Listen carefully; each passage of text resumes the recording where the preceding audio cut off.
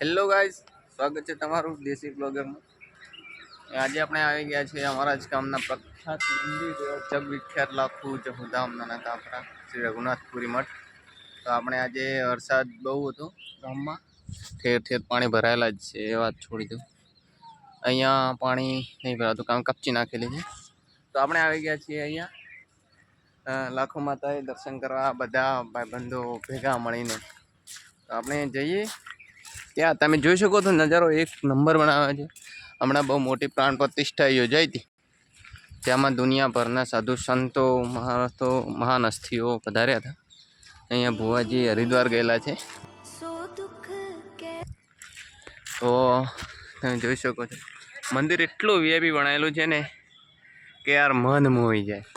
શું વાત કરો, બકડા સિસ્ટમ, બગીચો, આ પછી પ્રતિષ્ઠા બાદ બનાવેલું ટૂંક જ સમયમાં, પણ બહુ સારો એવો બનાવેલું છે। અને આપણે આજે આવી ગયા છીએ। આમ તો આપણે આવીએ જ છીએ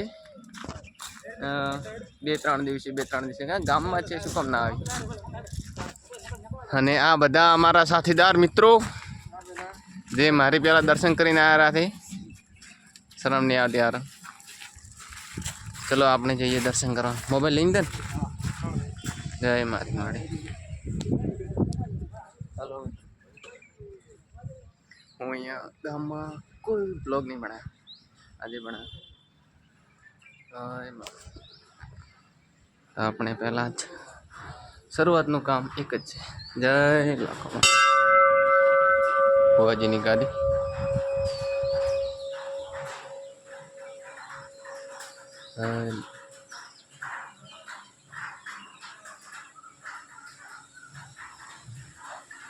શ્રી રઘુનાથપુરી બાબુ લાખો માડી અને શ્રી જહુમાં ઉપર પણ બગીચો બનાવેલો છે। તને બતાવી આજુબાજુનો નજારો। અહીંયા ઘાસ પાથરવામાં આવ્યો છે, એક નંબર ભાઈ। અને એનાથી પણ બેસ્ટ નજારો જોયો તો બાજુમાં અહીંયા સીડી લગાવેલી છે ઉપર જવા માટે। અને આ પાછળનો આજુબાજુ મંદિર કોરે મોરે આપણે પ્રદક્ષિણા માટે બનાવે છે, પ્રદક્ષિણા પથ।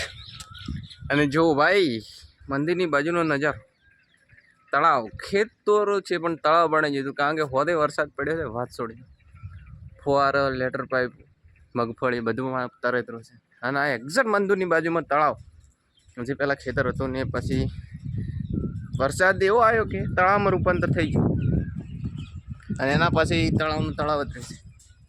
તો મિત્રો તમે પણ આવજો। અહીં બહુ જગવિખ્યાત ને અમારા ટૂંક સમયમાં વિશ્વ પ્રસિદ્ધ બની જશે આ મંદિર। આ ભંડારા મહોત્સવ જે બનશે એ ભવ્ય ભંડારા મહોત્સવ બનશે।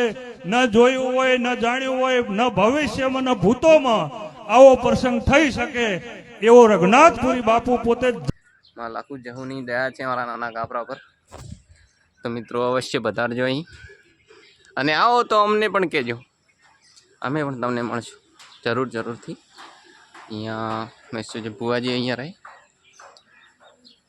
અને બાકી આ જોઈ લીધું છે તમે બધું મંદિર, અને અમુકને મોસ્ટ ઓફ તો અહીંયા આવેલા પણ છે।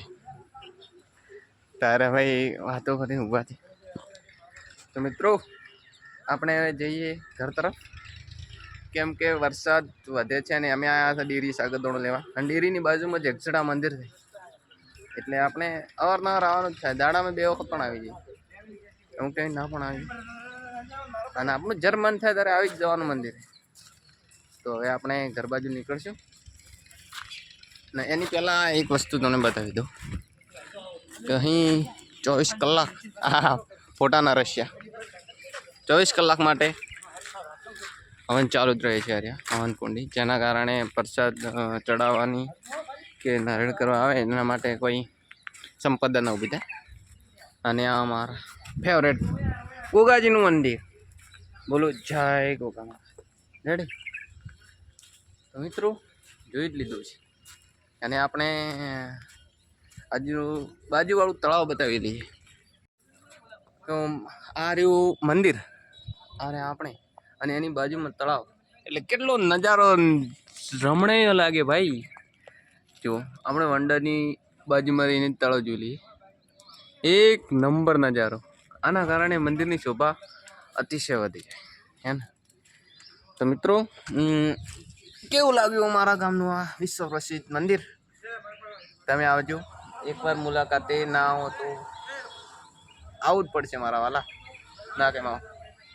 અને આજનો વધારે નહીં, પણ આપણે હવે સાગદણો લઈને ઘર આવવાનું છે, એટલે વ્લોગ વધારે કોઈ લંબાવતા નથી.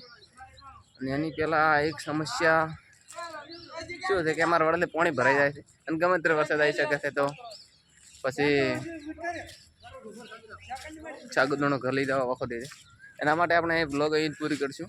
અને એની પહેલાં આ છે બનાવે છે રીલ બનાવી રહ્યા છે. તો બોલો જય લાખોમાં. આપણે મળશું આગલા બ્લોગમાં. જય હિન્દ.